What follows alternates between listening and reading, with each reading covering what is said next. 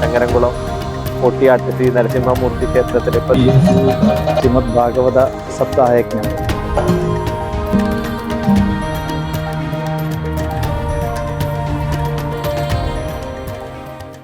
നമസ്കാരം, എൻ്റെ പേര് പ്രസാദ്.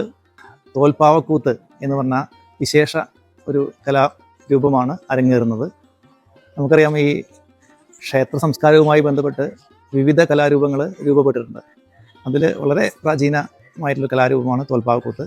ഇന്ന് ഈ പള്ളിക്കര പാറയ്ക്കൽ നിവാസികൾക്ക് ഈ ഒരു വിശേഷ കലാരൂപം ആസ്വദിക്കാനായിട്ടുള്ള ഒരു അവസരം വന്നിരിക്കുകയാണ്. നമസ്കാരം, ഞാൻ തോൽപ്പാവക്കൂത്ത് കലാകാരൻ രാജീവ് പുലവരാണ്.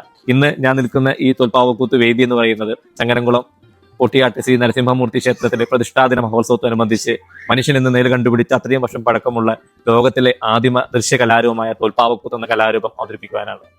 തോൽപ്പാവക്കൂത്ത് എല്ലാവരും സിനിമയിലും ഭീഷമാധവനിലും ദശാവതാരത്തിലും കണ്ടിരിക്കാൻ സാധ്യതയുള്ള അതിപുരാതനമായ ഒരു ദൃശ്യ കലാരൂപമാണ്.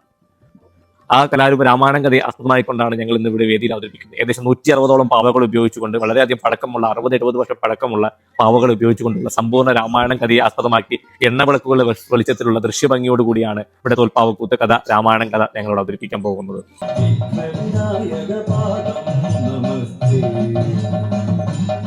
കേരളത്തിന്റെ സമൃദ്ധമായ സാംസ്കാരിക പൈതൃകങ്ങളിൽ അതുല്യ സ്ഥാനമുള്ള കലാരൂപമാണ് തോൽപ്പാവക്കൂത്ത്.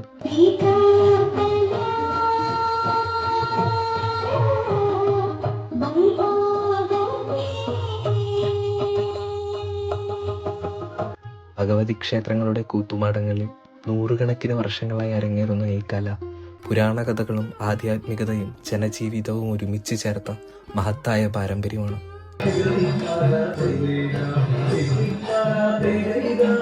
തോലിൽ നിർമ്മിച്ച പാവകൾക്ക് വിളക്കിന്റെ പ്രകാശം, സംഗീതം, പാരായണം എല്ലാം ചേർന്ന് നിഴലുകൾക്ക് ജീവൻ പകരുന്ന ഒരു അത്ഭുത ലോകം.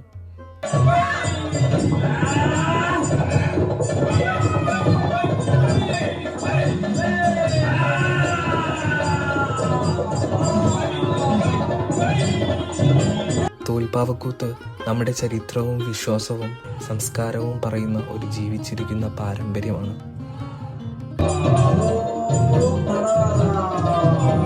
ശ്രീ നരസിംഹമൂർത്തി ക്ഷേത്രം അതിന്റെ ചൈതന്യവും അതിന്റെ എല്ലാവിധമായ ഐശ്വര്യവും ശോഭയും ലോകമെങ്ങും ഉണ്ടാവട്ടെ. കൂടാതെ അതിന്റെ ചൈതന്യവും യശസ്സും അതിന്റെ കീർത്തിയും അതിന്റെ ഐശ്വര്യവും എല്ലാം ഈ പ്രദേശത്തെ നാട്ടുകാർക്കും എല്ലാവർക്കും ഉണ്ടാവട്ടെ എന്ന് മാത്രം പ്രാർത്ഥിച്ചുകൊണ്ട്